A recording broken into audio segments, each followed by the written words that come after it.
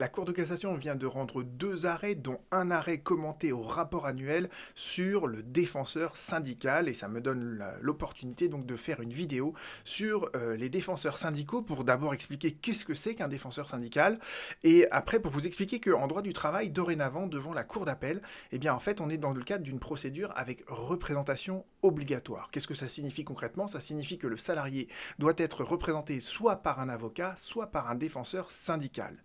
Et le problème, c'est que le défenseur syndical, ça n'est pas un professionnel du droit. Ça n'est pas un professionnel du droit, mais la Cour de cassation, dans les 2 arrêts du 8 décembre, vient de juger qu'il était quand même soumis aux mêmes obligations que les avocats, si bien que si sa déclaration d'appel elle est mal rédigée, eh bien son appel il est irrecevable. Donc reprenons tout ça en détail. D'abord, qu'est-ce que c'est qu'un défenseur syndical? Je vous invite à reprendre la page de servicepublic.fr, je la mentionnerai sous cette vidéo. Le défenseur syndical, c'est une personne qui est inscrite sur une liste et qui peut vous défendre gratuitement, que ce soit devant le conseil de prud'homme ou devant la cour d'appel. Et d'ailleurs, je sais qu'il y a il y a plusieurs défenseurs syndicaux qui suivent cette chaîne. Je tiens à les remercier parce qu'ils font un travail qui est vraiment extraordinaire. Et surtout, ils permettent à beaucoup de justiciables, parfois démunis, mais qui ne peuvent pas bénéficier de l'aide juridictionnelle, d'avoir quand même quelqu'un qui les aide et qui les représente devant le conseil de prud'homme. Donc merci à eux. Merci beaucoup. Et si vous voulez savoir quels sont les défenseurs syndicaux autour de chez vous, eh bien, vous avez tout simplement sur servicepublic.fr, vous avez juste à renseigner votre code postal et vous avez la liste qui apparaît et vous pouvez les contacter et ils vous défendront gratuitement. Cela étant, voyons maintenant comment la Cour de cassation a décidé de les manger, entre guillemets, dans ces 2 arrêts du 8 décembre 2022, avec le premier arrêt donc, qui est publié au rapport annuel. Et je vous propose de faire un peu de technique de cassation pour essayer de comprendre et de déstructurer comment un arrêt de la Cour de cassation est rédigé. Et regardons d'abord le moyen, le voilà. Donc vous avez ce gros pavé là, je vais vous expliquer comment c'est structuré. Mais avant même d'analyser ce qu'il y a dans le pavé, vous pouvez mettre la vidéo sur pause et vous pouvez déjà essayer de comprendre par vous-même. Si vous suivez cette chaîne, je vous en ai déjà parlé de cette problématique à plusieurs reprises, notamment sur les arrêts sur les vidéos sur la jurisprudence. Là, en fait, la Cour d'appel, elle a constaté qu'il n'y avait pas d'effet dévolutif de l'appel. Elle a constaté qu'elle n'était pas saisie par un appel. Donc, dans quelles conditions, à votre avis, une Cour d'appel peut considérer que il n'y a pas d'appel devant elle? Donc maintenant que vous avez mis sur pause, on peut reprendre ça. Donc vous voyez, ça c'est ce qu'on reproche à la Cour d'appel d'avoir jugé. Et dans un moyen, dans ce gros pavé là que vous voyez là, il y a toujours 3 phrases, d'accord? La première phrase, elle est là, et votre œil à terme, il sera entraîné à voir ça. La deuxième phrase, elle est là, et ça s'arrête toujours. Voilà. Donc ça c'est la deuxième phrase. Et après vous avez la troisième phrase. Quand se déterminant ainsi, etc. La cour d'appel a, etc. Donc la première phrase, c'est ce qu'on appelle la majeure. La majeure, c'est quoi? C'est le principe juridique, le principe de pur droit que l'on invoque et que on reproche à la cour d'appel d'avoir méconnu.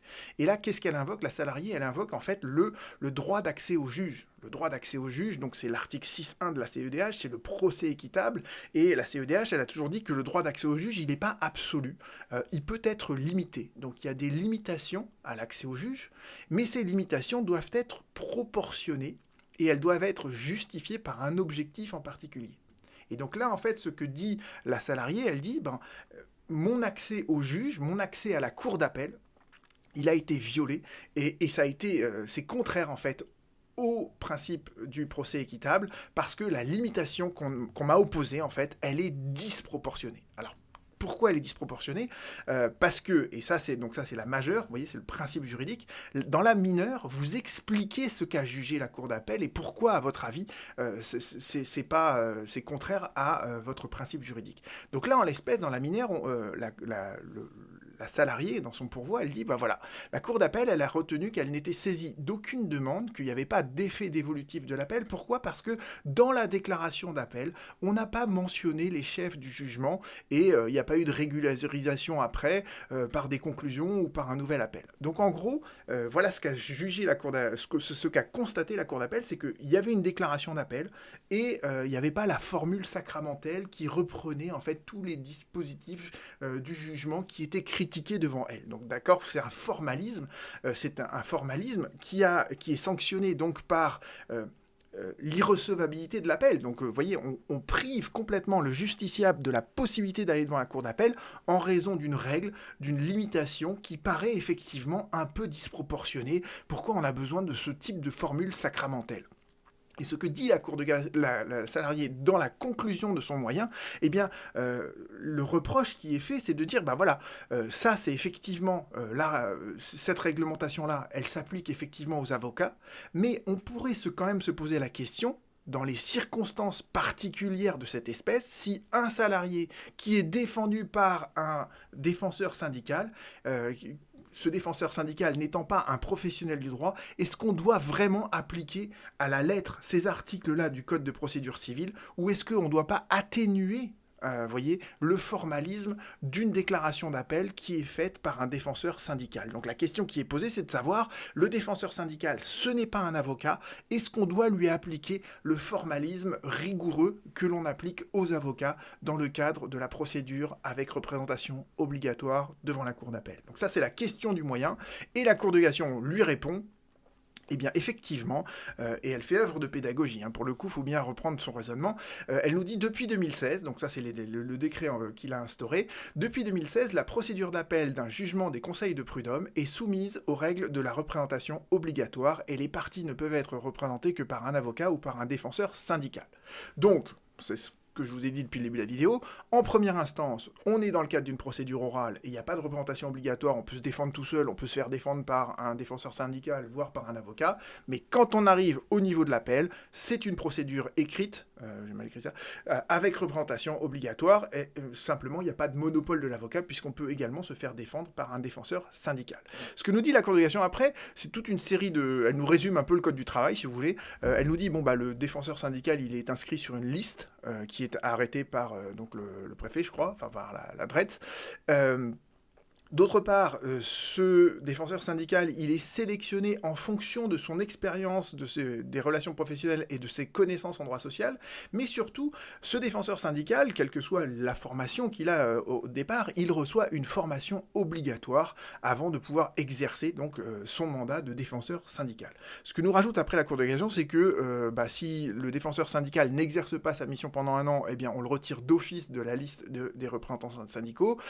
Enfin, il a une obligation de discrétion, c'est-à-dire qu'il est soumis entre guillemets au secret professionnel, et enfin c'est un salarié protégé. Alors vous voyez que tout ça, en fait, de toutes ces raisons qui sont avancées par la Cour de cassation, il n'y en a que deux qui sont vraiment importantes au regard des connaissances qu'a le défenseur syndical, c'est que d'abord il est censé avoir une expérience, et je ne sais pas concrètement comment cette expérience elle est mesurée, vérifiée avant l'inscription donc du défenseur syndical sur une liste, et ensuite il reçoit une formation obligatoire, mais là encore la Cour de cassation n'évoque pas du tout le contenu de cette formation qui malheureusement est encore un peu légère. Vous voyez, c'est forcément pas la même formation qu'un avocat qui a passé au moins 5 ans à essuyer ses fonds de culotte sur les bancs de l'université.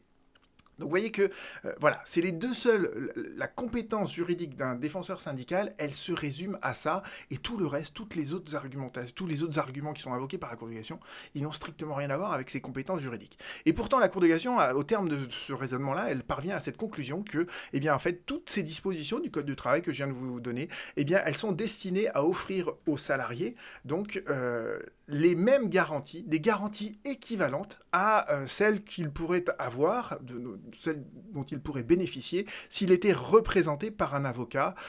Et donc, il y a une équivalence entre être représenté par un défenseur syndical et être représenté par un avocat, si bien que la Cour de cassation nous dit, eh bien, le défenseur syndical, il accomplit valablement les actes qui sont mis à la charge de l'avocat, d'accord ? Donc, il joue le rôle de l'avocat, et réciproquement, d'accord, l'avocat adverse va accomplir tous les actes vis-à-vis du salarié en passant par le défenseur syndical qui, comme si c'était un avocat.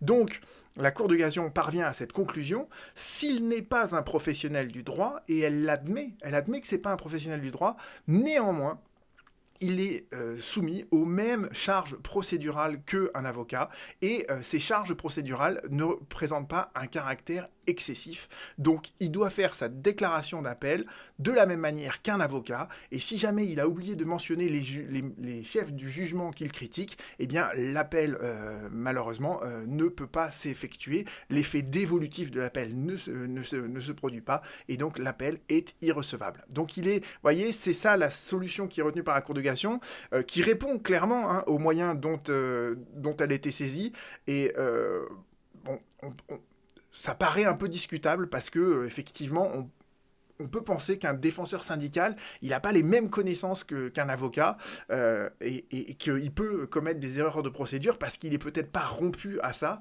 Même certains avocats ne le sont pas. Donc vous voyez, c'est quand même une solution qui est assez brutale. Mais voilà, c'est ce que juge la congrégation. Deuxième arrêt, j'irai beaucoup plus vite dessus. Donc là, on est non pas sur une irrecevabilité de l'appel, on est sur la problématique de la caducité d'une déclaration d'appel. Grosso modo, l'appel, il a été fait, mais l'appel, il doit être soutenu. Et en fait, on doit déposer des conclusions dans un certain délai après la déclaration d'appel. Et là, en fait, les conclusions, elles ont été déposées au-delà de ce délai. Eh bien, dans ces cas-là, en fait, on dit que l'appel, il n'est pas irrecevable, parce que l'appel, il était recevable. Simplement, il est devenu caduc, et donc la cour d'appel, n'étant saisie de rien, elle ne statue sur rien.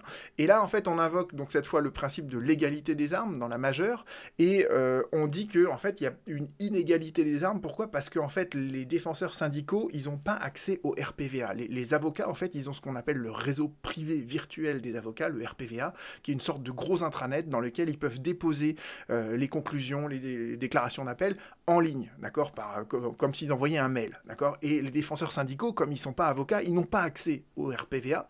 Donc ils doivent tout faire en lettres recommandées avec l'accusé de réception. Et dans des procédures qui sont un peu accélérées, où les délais sont très restreints, eh ben, vous voyez que c'est plus facile d'envoyer un mail que d'envoyer une lettre recommandée. Donc le moyen disait, ben voilà, il y a une inégalité des armes, puisque le défenseur syndical, il n'a pas accès aux communications électroniques comme un avocat. Et la Cour de cassation nous rappelle ce que c'est que le principe de l'égalité des armes, c'est ce paragraphe-là. Il ne faut pas qu'il y ait un déséquilibre, un net désavantage entre l'un et l'autre devant le juge, d'accord. Et la Cour de cassation nous dit qu'il n'y a pas ce net déséquilibre, il n'est pas caractérisé ici. Pourquoi ?